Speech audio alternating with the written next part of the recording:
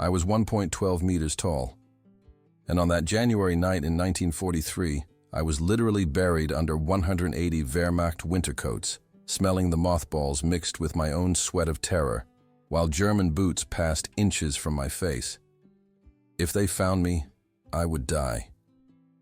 If I could get out of there with those coats, 240 German soldiers would freeze to death. I knew that, and I wanted them to freeze. My name was David Levinsky. I was 34 years old, Jewish, and a dwarf. In Warsaw, before the war, I repaired watches better than anyone on Grzybowska Street. Small hands, perfect for delicate gears. But that was before. Before the invasion, before the ghetto, before Stalingrad. Now I was something else. I was a ghost, a rat, a thief. And if everything went right that night, I would be a mass murderer. Let me tell you how a Jewish dwarf fugitive managed to kill more Nazis than an entire Red Army battalion without firing a single shot. 3 months earlier, I was still in the Warsaw ghetto. My wife, Miriam, was 6 months pregnant. We had hope, that foolish hope that only the condemned can have. "It will pass," she would say, caressing her belly. "Our child will be born free." I used to repair watches for German officers. They laughed at my height, called me Zwerg, dwarf, but they paid well. German brands that I traded for black bread and rotten potatoes on the black market. My hands trembled every night when I held Miriam and felt our son kick. On October 18, 1942, the Germans invaded our neighborhood. I was under the sink, my hiding place, when I heard the screams. I heard Miriam pleading in Polish, then in German, then in Yiddish. I heard the gunshot, just one. I lay under that sink for 7 hours, without moving, barely breathing, hearing boots, orders, trucks, silence. When I left, the apartment was empty, except for a stain on the kitchen floor, and her watch, an Omega that I had fixed as a birthday present, stopped at 2:37 p.m. I picked up the watch. I put it in my pocket, and something inside me stopped too. I didn't cry. I couldn't. I just kept staring at that stain on the floor, trying to understand how a human being, two human beings, could become nothing. That's when I decided. I was going to escape the ghetto. I was going to survive. And I was going to kill as many of them as possible. Not with weapons. I didn't even know how to shoot. But I knew one thing. I was small. I was invisible. And Germans, as much as they were war machines, were human. Humans feel cold, and Stalingrad was waiting for them. It took me 3 weeks to escape using the sewers. My size was an advantage. I could fit into pipes where normal men were trapped. I arrived on the Aryan side of Warsaw covered in excrement and rat blood. A contact in the resistance gave me false papers. Now I was Dominik Kowalski, a Catholic orphan from Łódź, a warehouse worker. Warehouse worker. That was crucial, because the Germans were desperate for workers in Stalingrad. Small people who could fit into tight spaces. Invisible people. I arrived in Stalingrad in December 1942. The temperature was 25 degrees Celsius, but it was going to get worse. Much worse. They put me in Depot 7B, a supply depot 3 kilometers from the center. The Germans barely looked at me. I was the Polish dwarf. A walking joke. Perfect. Because while they laughed, I watched. The guard shifts, the patrol routes, the registration system, and especially the 180 winter coats that had arrived the previous week. Sheepskin coats, lined, capable of keeping a man alive at 40 degrees C. Destined for the southern sector, where 240 German sentries guarded an ammunition depot. The idea hit me like a bullet. If those 240 soldiers didn't receive coats, if they were on guard duty in just their regular uniforms, in 35 degrees during 6-hour shifts, they would freeze. Hypothermia, necrosis, pneumonia. A slow and agonizing death. Exactly the kind of death Miriam suffered. I just needed to make the coats disappear. And on that night of January 8th, 1943, lying under the mountain of stolen coats, with German boots inches from my face, I held my breath. The guard stopped. I heard the creaking of his leather boots. He was looking at the pile. At me. He lit a cigarette. The lighter's flash illuminated the pile of coats. It lit up my left arm, which was partially exposed. I saw the light through the fibers of the fabric. He took a long drag. He exhaled the smoke, and he started walking again. I waited 30 seconds. 60. 90. I breathed. The operation had started 3 hours earlier at 11:00 p.m. The depot closed at 10:00 p.m., but I had remained hidden inside an empty ammunition crate, one of the few places where my body fit perfectly. At 11:30 p.m., and when the inner patrol was making its rounds on the east side, I left. I had 12 minutes until the next round. 12 minutes to move 180 heavy coats from Sector C to Sector F, where there was a hole in the back wall, a hole I had discovered 2 weeks earlier and carefully kept hidden behind empty boxes. 12 minutes, 180 coats. Impossible, unless you thought otherwise. I didn't carry the coats. I dragged them. I tied sleeves together, creating a sort of fabric chain. My small, short frame allowed me to pull that chain along the floor without being seen over the shelves. 3 trips, 4 minutes each. Sweating in, 25 degrees, muscles burning, hands bleeding from the rough sleeves. On the second trip, I heard German voices. I threw myself under a counter. 2 soldiers passed by complaining about the cold, the rations, and Stalingrad. They didn't look down. On the third trip, I succeeded. All 180 coats were stacked in Sector F. Now came the most dangerous part, pushing them through the hole in the wall, outside, into the 30-degree night. Into the alley where a Soviet contact, a partisan named Yuri, whom I had bribed with 2 stolen German watches, would be waiting with a sled. But before I could start pushing the jackets, I heard the boots. The patrol was ahead, 7 minutes ahead. Screw this. I buried myself under my coats and prayed to a God I no longer believed in. And now, with the patrol finally leaving, I had to finish the job. Quickly. I pushed the coats through the hole in silence, one by one at first, then in groups of 3, 4, 5. My arms felt like they were on fire. Each coat weighed 3 kilos, 540 kilos of fabric, fur, and hope. The hope was that 240 Germans would freeze to death. On the other side of the hole, I heard Yuri working. He wasn't speaking. He was just pulling the coats and piling them onto the sled. We had agreed on total silence. 1 word, and we would both die. It took me 40 minutes. At 1:13 a.m., the last coat went through the hole. I went through too. My small body slid down easily. The air outside was like a blade. It cut through the lungs. It froze the eyelashes instantly. Yuri was there, short, bearded, smelling of vodka and tobacco. He looked at me, looked at the coats, and for the first time smiled. He showed 3 gold teeth. "Tai sumashedshi," he whispered. "You're crazy." "Niet," I replied in broken Russian. "Ya mертвый." I am dead. He understood. Dead men have no fear. Dead men do impossible things. The sleigh set off, pulled by a skeletal horse. The coats were destined for the Soviet black market. They would be sold, distributed, worn by civilians, by partisans, by anyone but the 240 Germans in the southern sector. I went back to the storage room through the same hole. I covered the opening again. I went back to my crate. I closed my eyes.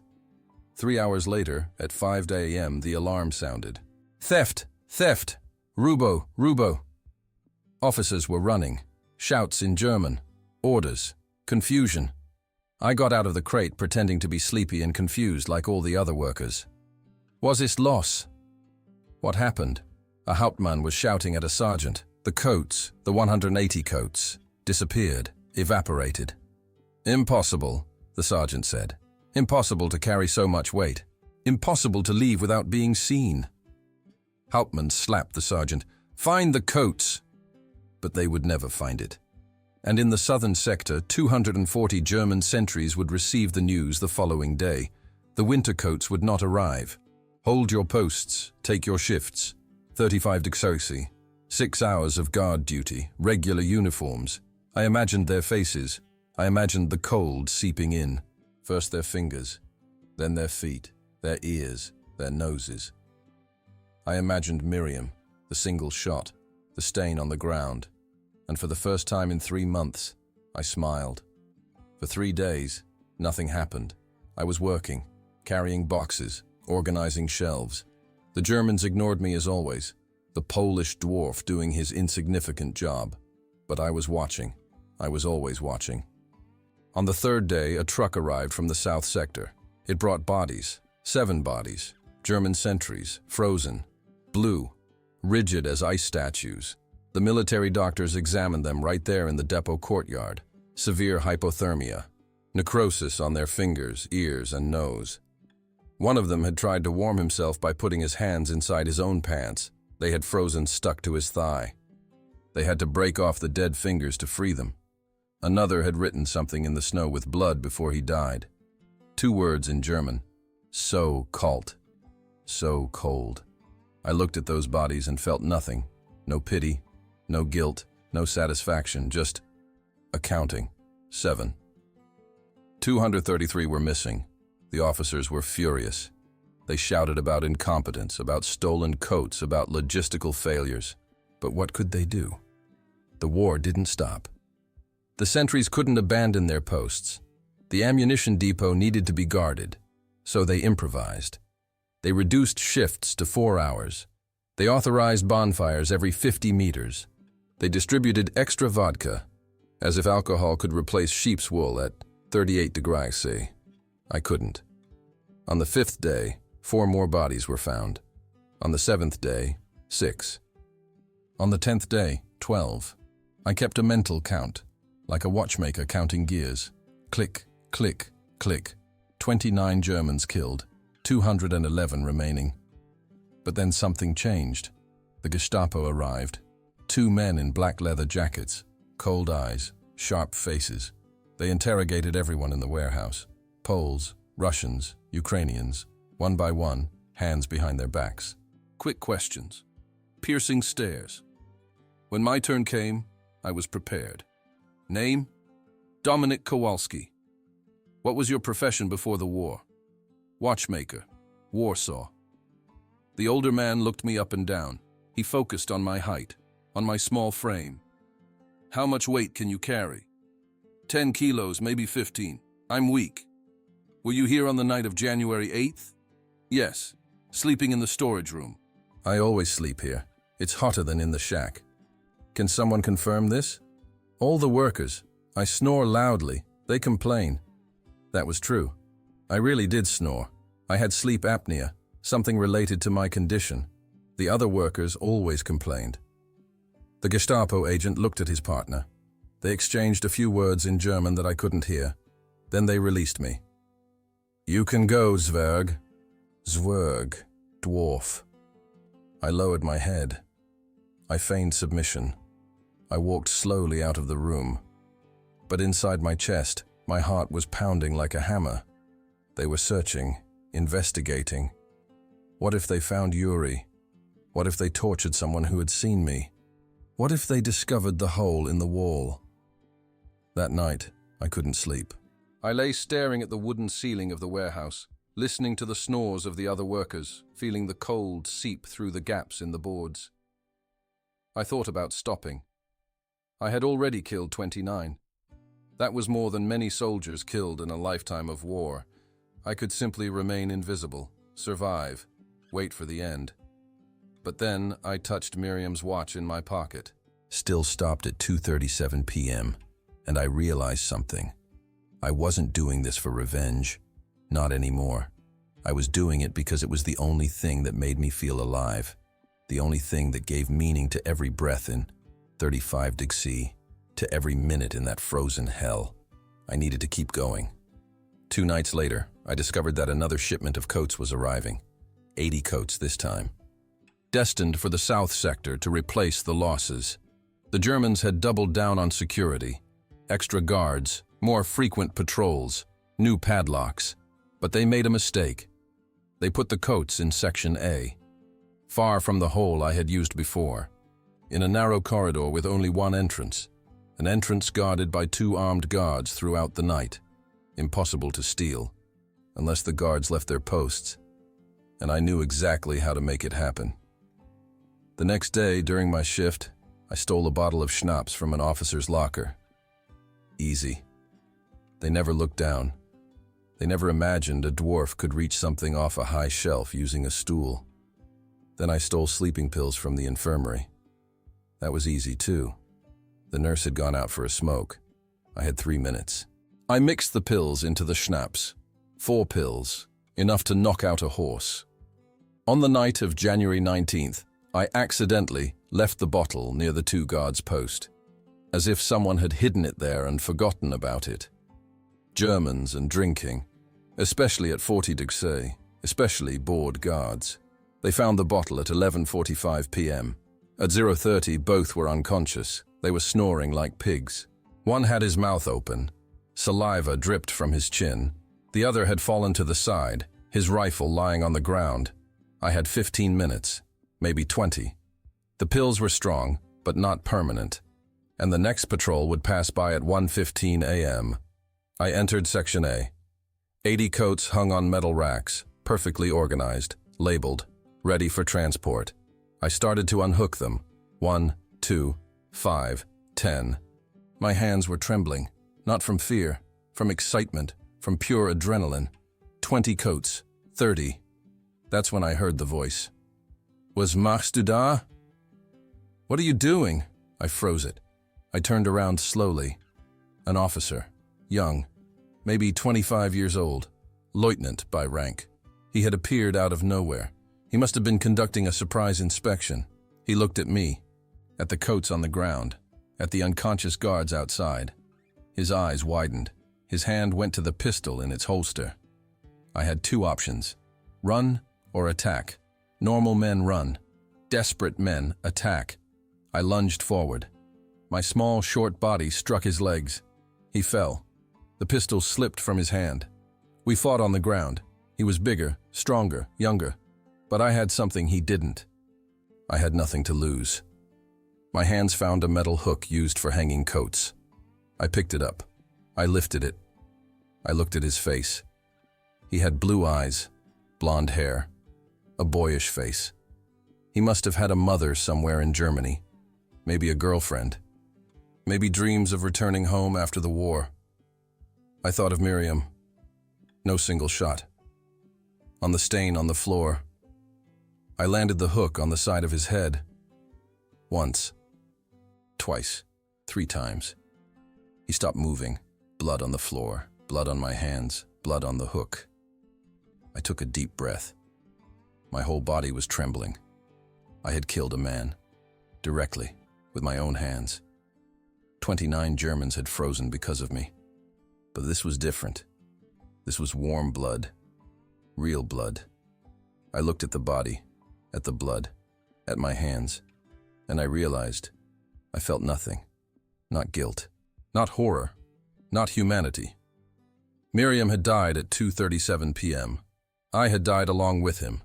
All that remained was this: a blood-covered dwarf stealing coats in Stalingrad. I dragged the body to a dark corner. I covered it with a tarp. It wasn't perfect, but it would last a few hours. I went back to the coats. I continued working. 80 coats, all on the floor, tied together by the sleeves.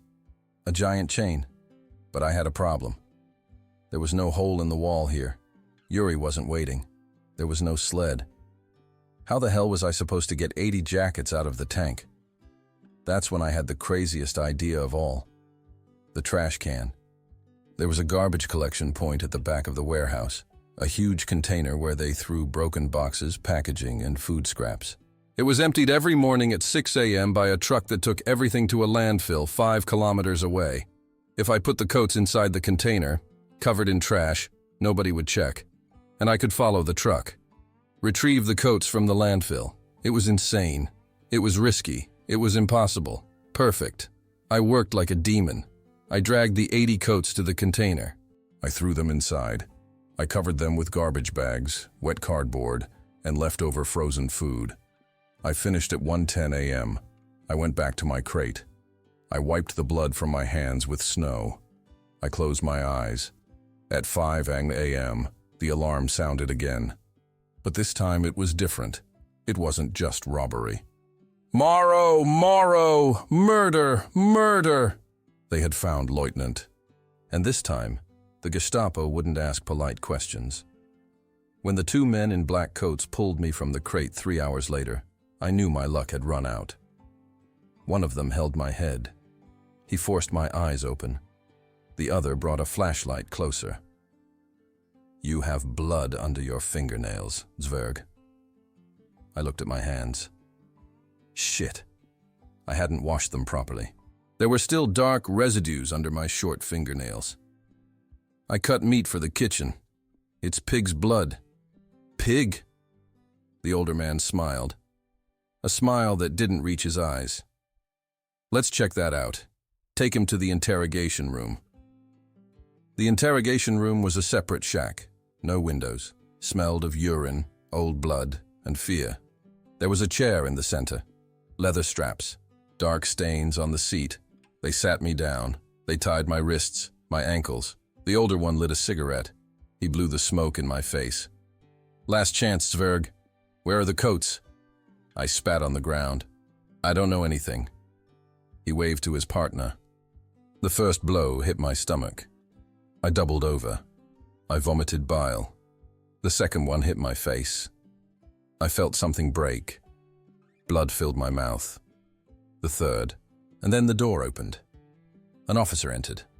Tall, impeccable uniform, insignia of Oberst. Colonel. Better. The two Gestapo agents turned around, surprised. The colonel looked at me. He studied my swollen face, my small body, my bound hands, and then he said something that chilled me to the bone. "Mr. Levinsky, what a pleasure to finally meet you." He knew my real name. The colonel ordered the Gestapo agents to leave. They hesitated. "But you don't disobey an Oberst." They left, slamming the door. We were alone, just him and me. The silence was more terrifying than the punches. He pulled up a chair. He sat down in front of me. He lit a cigarette. He offered me one. I shook my head. My mouth was full of blood. "David Levinsky," he repeated. "Watchmaker on Grzybowska Street. Married to Miriam Stern. Died on October 18, 1942, at 2:37 p.m. My heart stopped. He knew everything. "You repaired my watch once," he continued. "In 1938. I was in Warsaw on business. A Patek Philippe. Complex mechanism. You charged half the price of any other watchmaker and did the job in 3 hours. Perfect work." He took a long drag. "I remember you because my son was with me. He was 9 years old. He was fascinated by your little hands working on the gears. You were kind to him. You explained how the clocks worked. You gave him a candy when we left." Why was he telling me this? "My son died in Leningrad last year," he said. His voice was emotionless. 19 years old. He froze in a trench. Hypothermia. It took him 3 days to die. He stubbed out his cigarette on the ground. "You've killed 34 Germans so far. 29 in the first robbery. 5 in the second. The others are still dying. And you killed Lieutenant Fischer, a stupid kid from Munich who didn't know how to tie his own boots." He stood up. He went to the door. He locked it. He came back and untied my straps. "Get up." I stood up, legs trembling, expecting the shot to the back of my neck. He took the pistol out of its holster. He placed it in my hand. "Shoot me." I looked at the gun, at him. "What?" I said, "Shoot." In self-defense. "You tried to escape. I tried to stop you. You took my gun. You killed me. Then you ran away. Perfect story." "Why?" He smiled. But it was a sad smile. "Dead." "Because I watched my son freeze. And now I'm seeing other mothers' children freezing in the South Sector. Because of you. Because of a Jewish dwarf with small hands and a heart big enough to hold infinite hatred." He took a step closer. "I no longer believe in this war, Herr Levinsky. I don't believe in anything. But I believe you deserve to finish what you started. So shoot, and run, and keep killing. Kill as many as you can. for Miriam, for my son, for all the dead in this frozen hell. My hands were trembling. I don't want to kill you. I know. But you're going. Because it's the only way out of this place, and because I'm asking you to. He touched the barrel of the pistol. He pointed it at his own chest. Attractive. I shot. The sound was deafening in that small space. He fell. Blood trickled from his chest, eyes open, fixed on the ceiling. I dropped the gun. I ran. I crossed the warehouse. Nobody stopped me. Everyone was running towards the sound of the gunshot. I was invisible again. I fled Stalingrad that night. I stole clothes from a frozen corpse. I walked 50 kilometers until I found a Soviet unit. Hand me over to them. I told them everything. Miriam. The Coats, the 240 Germans. They didn't believe me, but they let me live. They put me in a labor camp. Then they transferred me. Then they forgot about me. The war is over. I survived. I don't know how. I returned to Warsaw in 1946. Grzybowska Street no longer existed, only rubble. The apartment where Miriam died was a hole in the ground. I took her watch out of her pocket. It was still stopped at 2:37 p.m. or some ropes. It started working again. I lived another 53 years. I opened a watchmaker's shop in Krakow. I remarried. I had a daughter. I grew old. I became just an old dwarf who repaired watches. But every night, before going to sleep, I would count them. In 1947, Soviet records confirmed that of the 240 German sentries in the southern sector of Stalingrad, 183 died of hypothermia or cold-related complications between January and February 1943. 183. Because of 180 coats stolen by a dwarf who is 112 meters tall, I killed them, all of them, without firing a shot, except for one, the colonel. He asked. I died in 1999, at 90 years old, in my bed, with my daughter holding my hand. My last words were, Miriam, I counted them all. My daughter didn't understand, but that's okay, because when you lose everything, your wife, your unborn child, your humanity, your soul, the only thing left is the count, and the certainty that some small men can do great things. Especially when there's nothing left to lose. So tell me something. Could you steal 180 coats knowing that it would kill 183 men? Could you carry that weight for the rest of your life? If this story chilled you to the bone, leave a like, subscribe to the channel, and turn on notifications, because the next story is about a Polish pianist who saved 47 Jewish children by hiding them inside a piano. And what the Nazis did when they found out is worse than you can imagine. See you next time. And remember, history isn't about heroes. It's about what we would do in their place.